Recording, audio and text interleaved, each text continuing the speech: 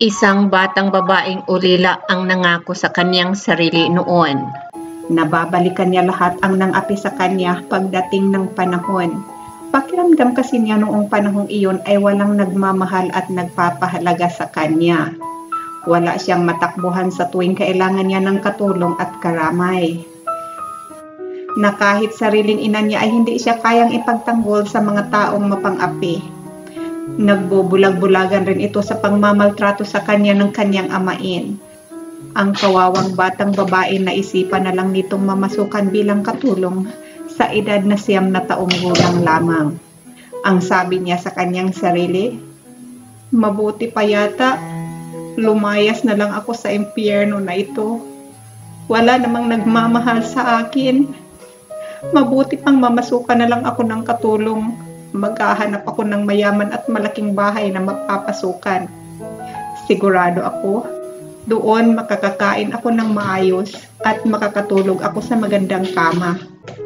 Ito ang naisip na solusyon ng batang babae. Ang hindi niya akalain ay mas malaking impyerno ang kanyang papupuntahan. Mabait naman ang kanyang unang naging amo, ngunit napakasalbahe ng batang binatilyo.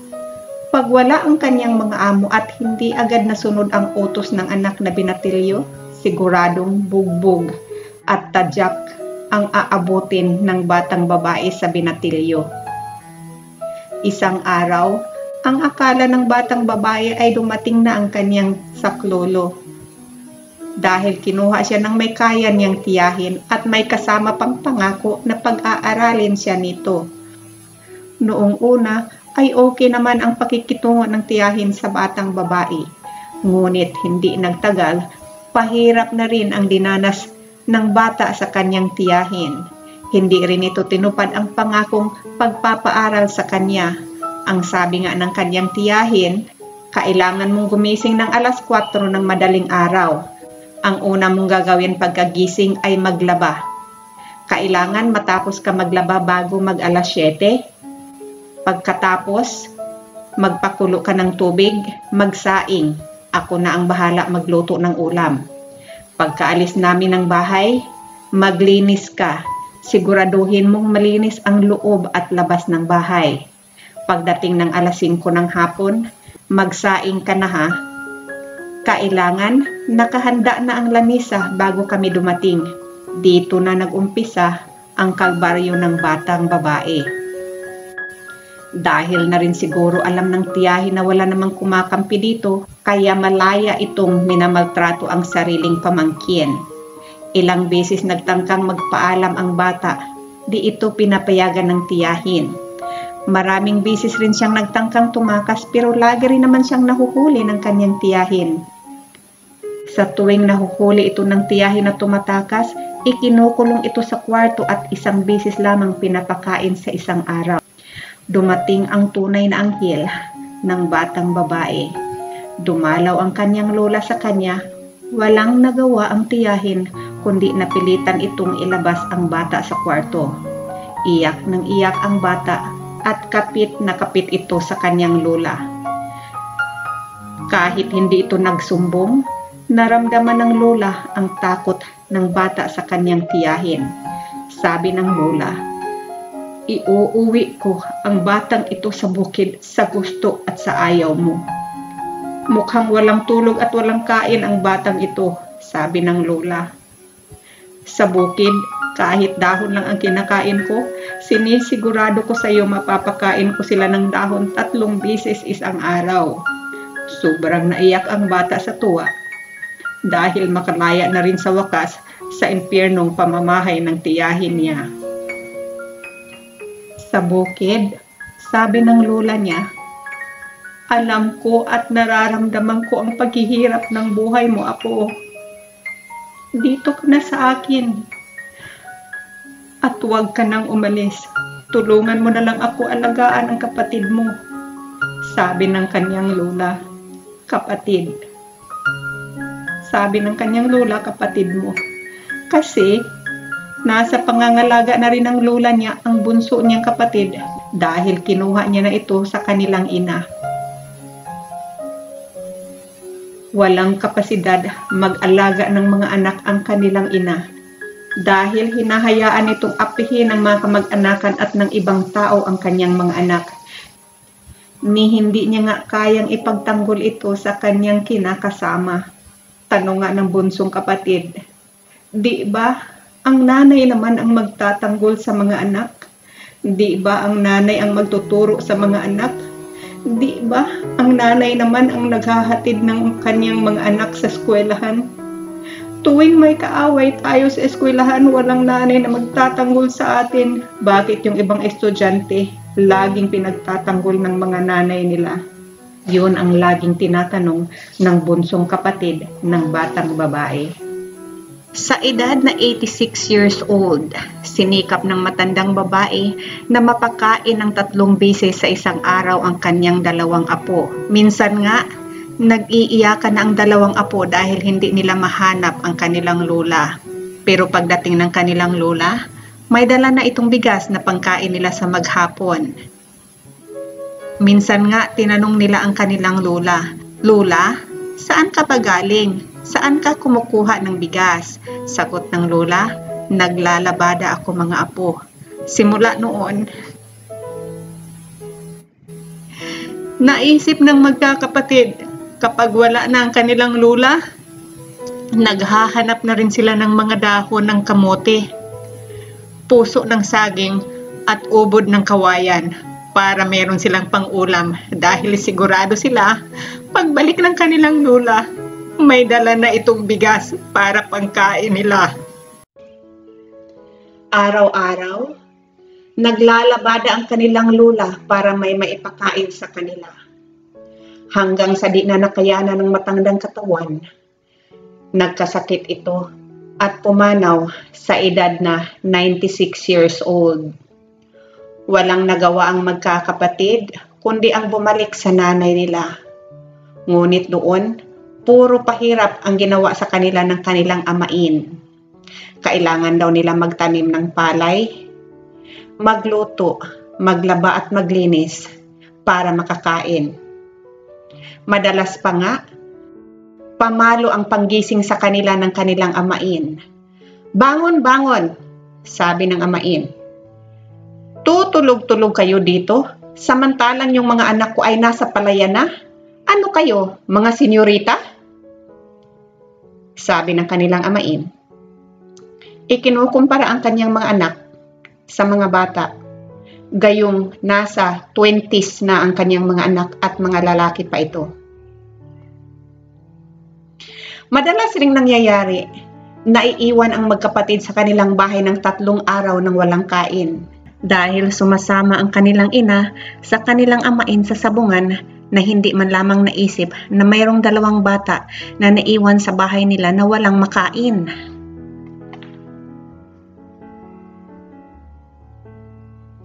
Kaya minsan, napipilitan ang magkapatid na lumapit sa kanilang tiyuhin na kapatid ng kanilang tatay. Na kahit alam naman nila na makakarinig na naman sila ng sermon sa tiyahin nila na napakasama ng ugali. "Andito na naman itong mga patay gutom. Ano na naman ang kailangan niyo?" sabi ng tiyahin. "Mangungutang po sana kami ng bigas, ante. Wala kasi ang nanay, gutom na si bunso. 2 araw nang wala kaming kain," sabi ni Rose. "Bakit? Mangungutang? Mangungutang ulit? Bakit? Nagbabayad ba kayo ng inyong mga utang? Ang kakapal talaga ng mga pagmumukha ninyo, ano?" Madalas, pag minamalas ang magkakapatid dahil wala ang kanilang tiyuhin, imbes na bigas, ay panis na kanin ang binibigay sa kanila ng tiyahin. Mabuti pa si Aling Ising. Di naman natin siya kaano-ano pero hindi naman tayo binibigyan ng panis na kanin, sabi ng bunsong kapatid ni Rose. "Nang, pag yumaman tayo, huwag tayong tumulad sa kanila ha. Tulungan natin ang mga mahihirap, lalo na yung mga bata na walang mga tatay, dagdag pa ng kapatid ni Rose. Oo, Ann. Huwag kang mag-alala. Pag yumaman tayo, di tayo tutulad sa mga taong mapang-api na yan. Pero ipinapangako ko sa iyo, lahat ng nagpahirap at ng api sa atin, gagantihan ko pagdating ng panahon na yun, sabi ni Rose sa kanyang kapatid. Sige nang, gantihan mo sila, sabi ni Ann. Unahin mo yang si Bintong, bitayin mo siya nang ha? Dagdag pa ni Ann. Oo, Ann, bibitayin ko talaga yan. Tapos, lagyan ko ng mga langgam ang t-shirt niya para yung mga langgam ang papatay sa kanya, tugon ni Rose kay Ann. Nagkatawanan ang magkapatid sa kanilang usapan.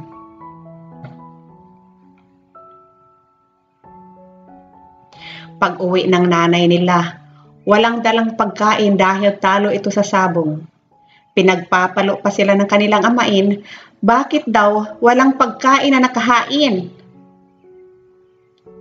Dahil sa sinabing iyon ng amain, pumutok ang galit ni Rose. Sumagot ito ng, saan naman kami kukuha ng ihahanda na pagkain sa inyo? 3 araw nga kayong wala, ni hindi nyo nga kami naalala. Wala nga rin kaming kain eh. Pumunta kami kina Uncle para umutang ng bigas. Pero panis na kanin ang ibinigay sa amin. Ngayon magagalit kayo dahil walang handa na pagkain? Sabi ni Rose na umiiyak na rin ito sa galit. Aba, mainit ang ulo ko kaya wag mo akong sagutin ng ganyan ha?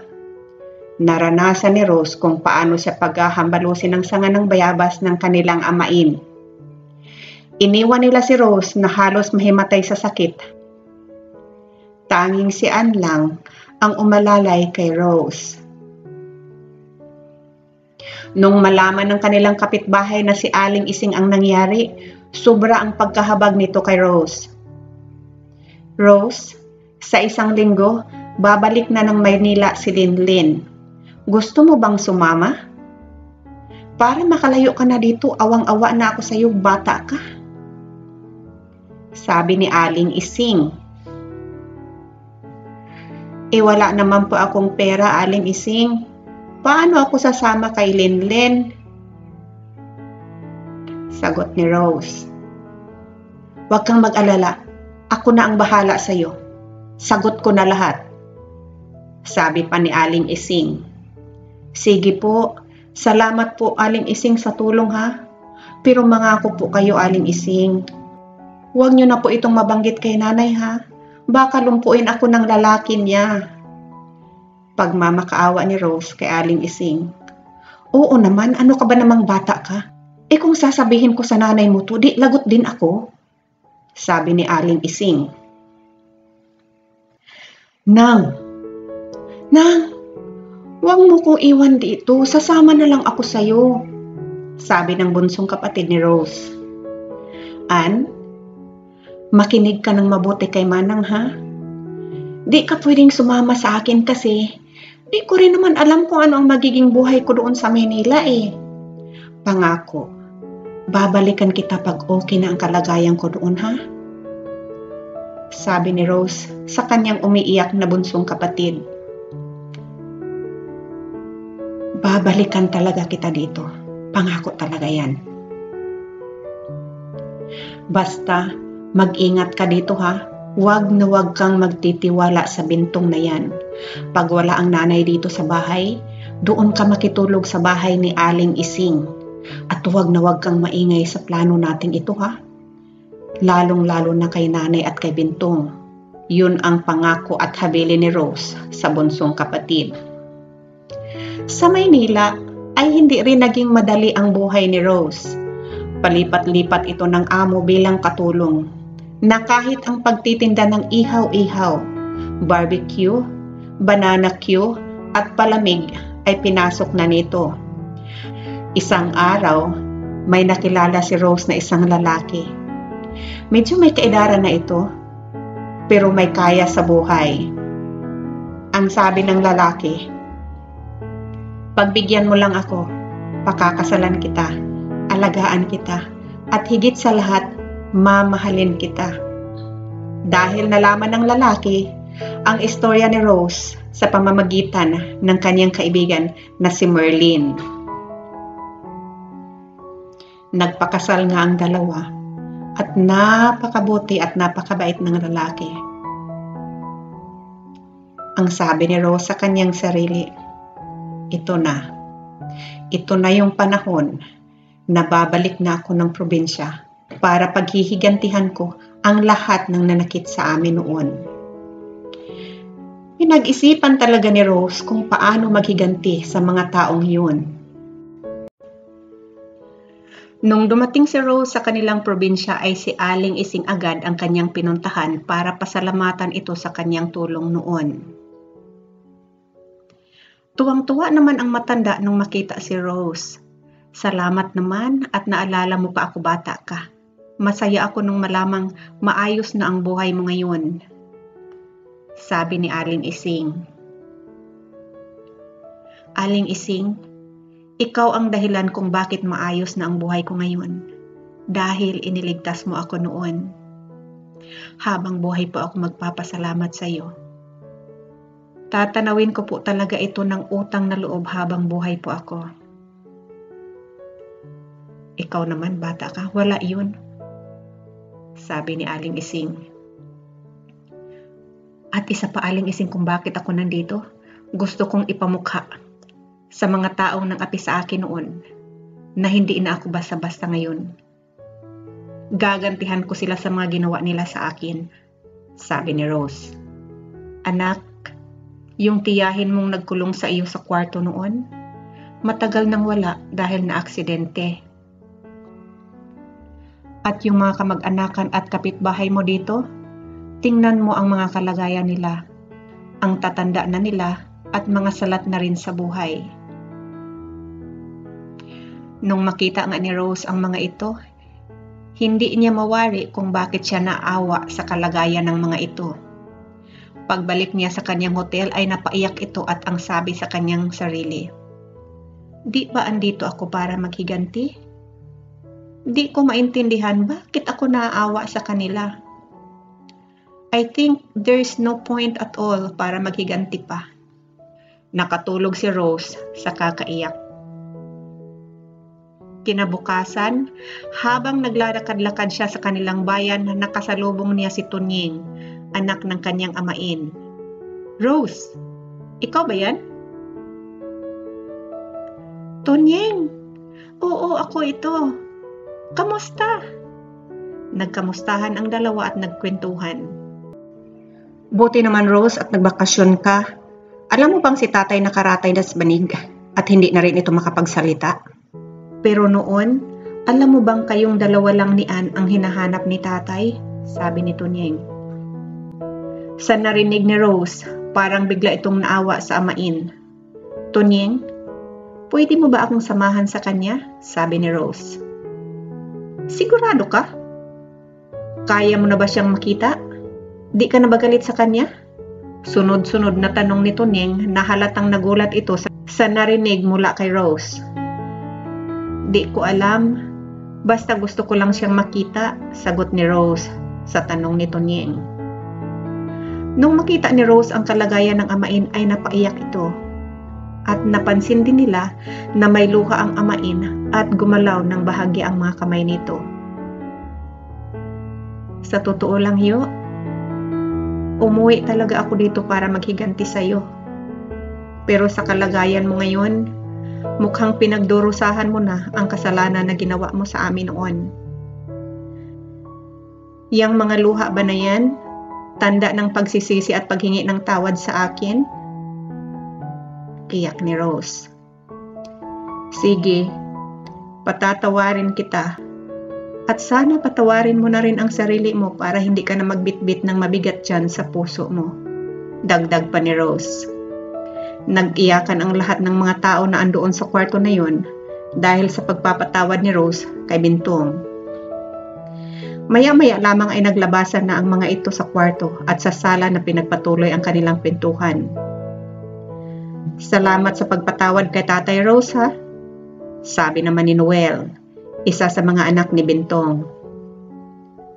Malaking bagay yan sa kanya at sa amin na rin. Sigurado kami papanaw si tatay ng mapayapa. Ang hindi nila alam ay pumanaw na nga ang kanilang ama. Wala na, umalis na ang tatay niyo. Hindi na humihinga, sabi ng matandang babae na kinakasama ni Bintong. Lalong nag-iyakan ang lahat, pati na si Rose.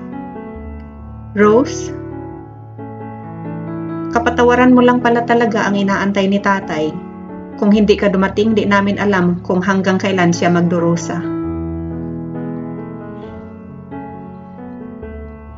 Bumalik si Rose sa kanyang hotel na magaan ang kalooban kahit umiiyak ito dahil sa pagkawala ng kanyang amain.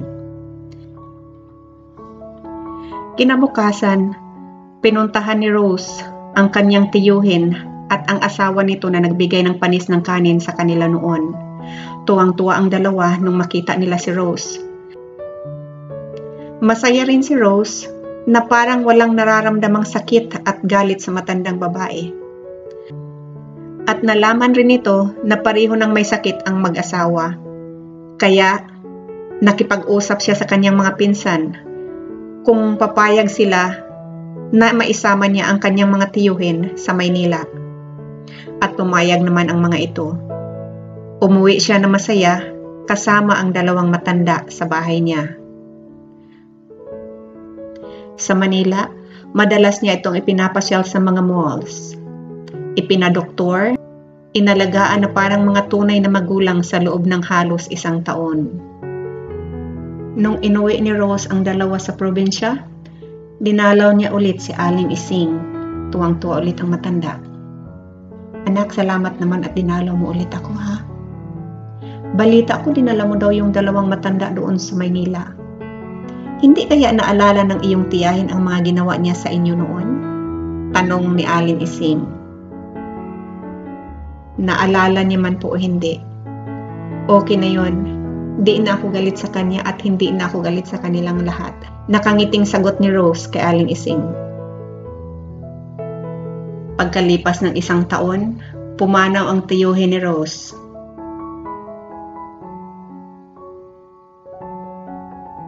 At bumulong ito sa kanyang tiyuhin. Tay, alam mo naman na hindi ako nagagalit sa iyo kahit minsan man, di ba? Minahal kita na parang tunay kong tatay na kahit minsan ay hindi mo kami kayang ipagtanggol sa iyong asawa noon. Pag nagkita kayo ni tatay doon sa langit, ipagmalaki mo naman ako sa kanya. Pakisabi naman sa kanya na mahal ko siya. Pakisabi rin na hanggang ngayon, pinapangarap ko talaga na sana hindi niya ako iniwan ng maaga. Hindi ko sana naranasan yung mga paghihirap na dinanas ko noon. Mula noon, tuwing nagbabakasyon si Rose sa probinsya nila, lagi itong naghahanda ng malaking piging para sa kanyang mga kabayo. Yung mga nanakit sa kanya noon, tila nakalimot na sa mga ginawa nila. Pero merong iilan na di lumalapit kahit imbitado sila. Naalala siguro ang mga ginawa nila noon. Sa ngayon, masayang naninirahan si Rose sa ibang bansa kasama ang kanyang napakabait at mapagmahal na asawa.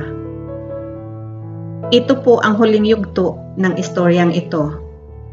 Maraming salamat sa inyong lahat na patuloy na sumusuporta sa channel na to.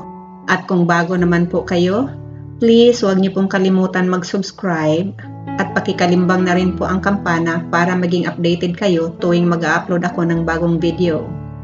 Tandaan po natin, bawat buhay may kwento. Salamat ulit.